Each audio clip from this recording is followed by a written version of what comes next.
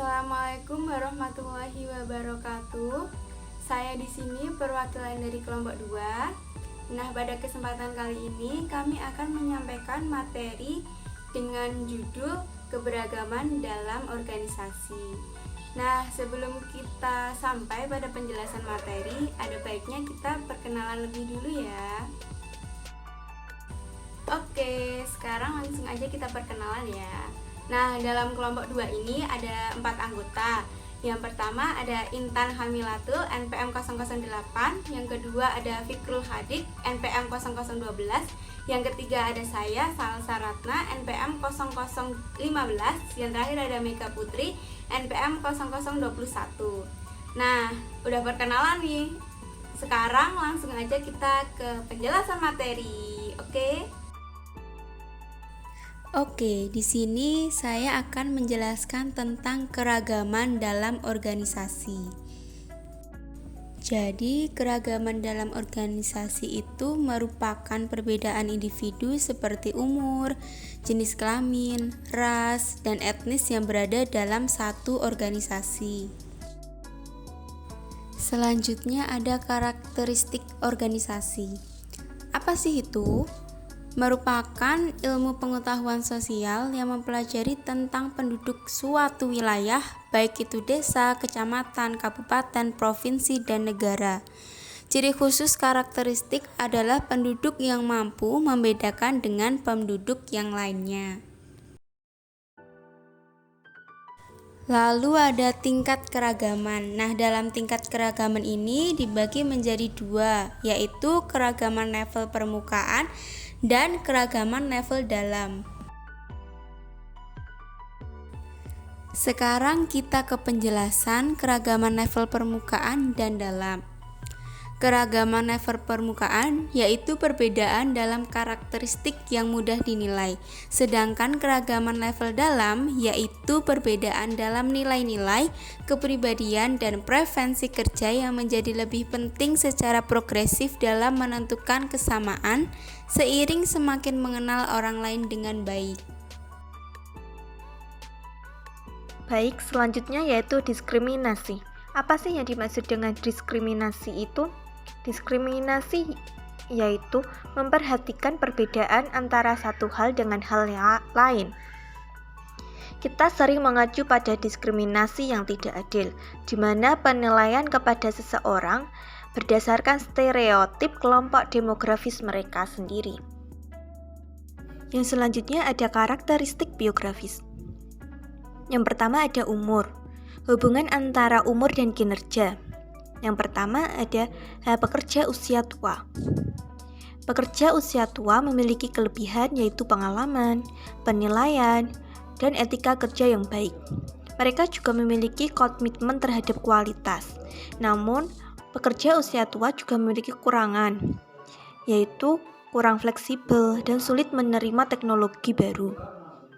Yang kedua, ada jenis kelamin. Dalam hal ini tidak ada pembeda di antara wanita dan pria, semuanya setara.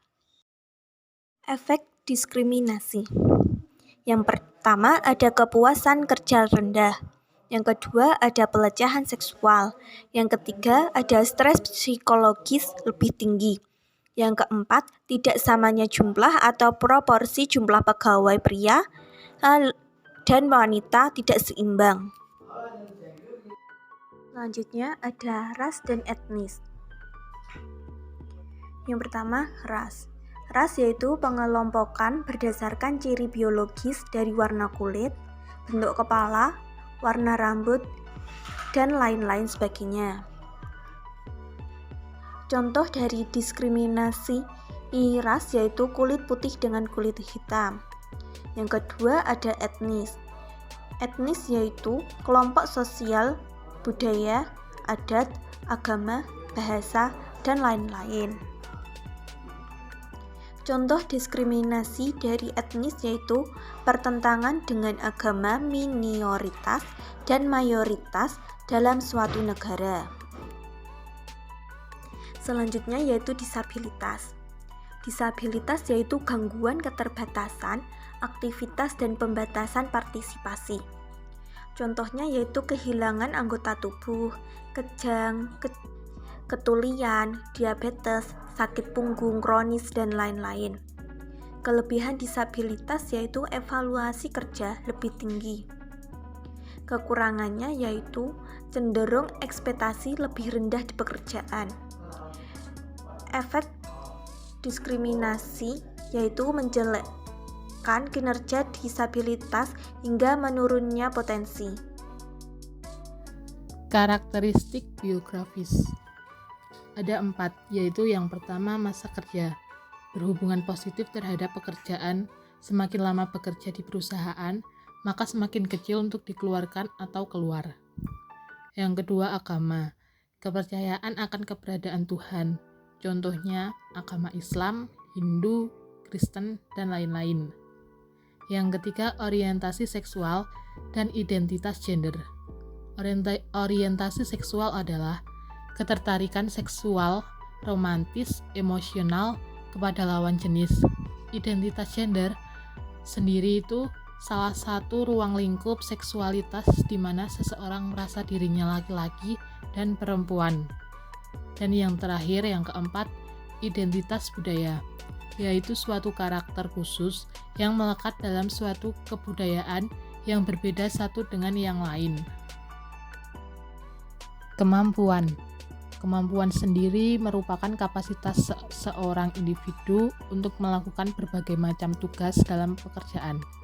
Kemampuan dapat dibagi menjadi 2, yaitu yang pertama kemampuan intelektual, yaitu kemampuan yang dibutuhkan untuk melakukan aktivitas berpikir, penalaran, dan memecahkan masalah. Dan yang kedua, kemampuan fisik, yaitu kapasitas untuk melakukan tugas yang menuntut stamina, ketangkasan, kekuatan, kecepatan, dan lain-lain. Dimensi kemampuan intelektual. 1. Kecerdasan angka. Kemampuan melakukan aritmatika yang cepat dan akurat. Contohnya akuntan. 2. Komprehensi verbal. Kemampuan memahami yang dibaca atau didengar dalam hubungan antar kata. Contohnya manajer pabrik. 3. Konsep perseptual. Kemampuan mengidentifikasi kesamaan dan perbedaan visual dengan cepat dan akurat. Contohnya investigator kebakaran. 4. Penalaran induktif. Kemampuan mengidentifikasi urutan logis sebuah masalah dan memecahkannya. Contohnya penelitian pasar. 5. Penalaran deduktif. Kemampuan menggunakan logika dan menilai implikasi argumen. Contoh pengawas. 6. Visualisasi spasial. Kemampuan mengimajinasikan sebuah objek terlihat jika posisi dalam ruang diubah. Contohnya dekorator interior. Kemudian yang terakhir ingatan. Kemampuan mempertahankan dan mengingat sesuatu di masa lalu. Contohnya agen penjualan. Kemampuan fisik dasar. A. Faktor kekuatan.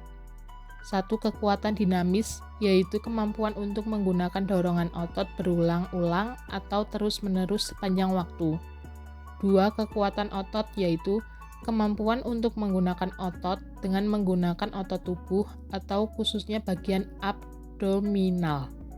3. Kekuatan statis, yaitu kemampuan untuk menggunakan kekuatan atas objek eksternal. 4. Kekuatan eksplosif, yaitu kemampuan untuk menghabiskan maksimum energi dalam satu atau serangkaian tindakan eksplosif. B. Faktor fleksibilitas. 1. Fleksibilitas memanjang, yaitu kemampuan untuk menghabiskan maksimum energi dalam satu atau serangkaian tindakan eksplosif. 2. Fleksibilitas dinamis, yaitu kemampuan untuk membuang pergerakan cepat dan berulang. C. Faktor lainnya. Yang pertama, koordinasi tubuh. Koordinasi tubuh yaitu kemampuan untuk mengkoordinasikan tindakan simultan dari bagian-bagian tubuh yang berbeda. Yang kedua, keseimbangan. keseimbangan yaitu kemampuan untuk mempertahankan keseimbangan meskipun ada dorongan yang mengganggu keseimbangan. Untuk yang ketiga, stamina, kemampuan untuk melanjutkan usaha maksimum yang membutuhkan usaha panjang.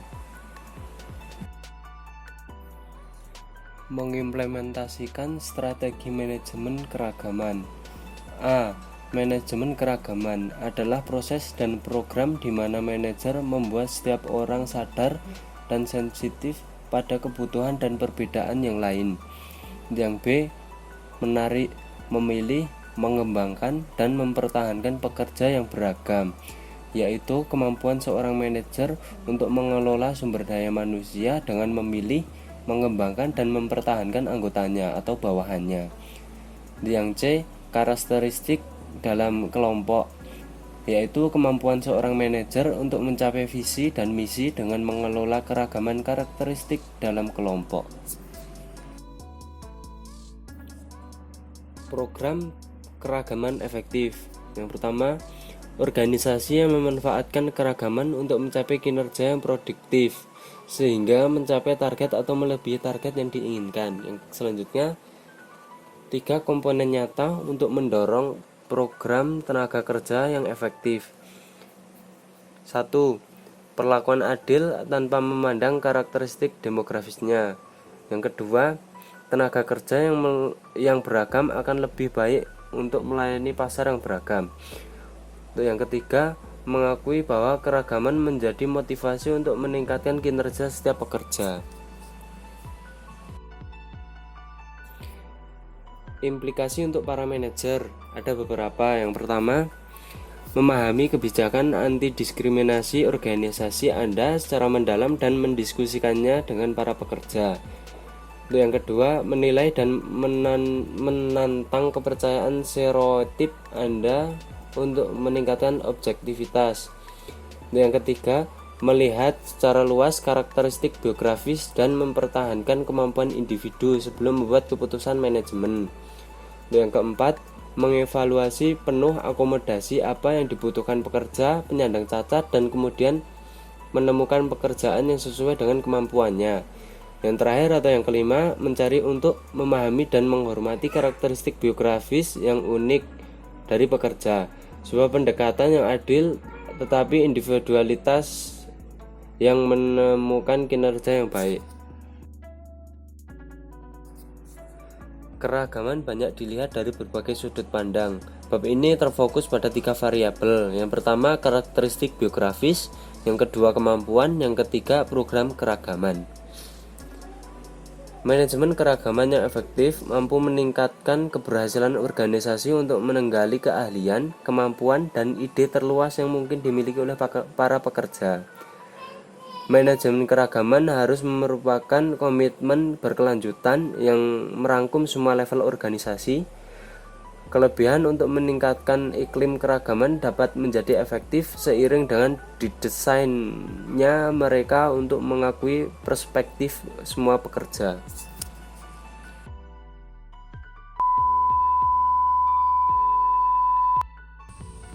Nah, itu tadi penjelasan materi yang kelompok 2 dapat sampaikan. Semoga teman-teman dapat memahaminya ya. Dan sampai jumpa pada penjelasan materi berikutnya. Dah.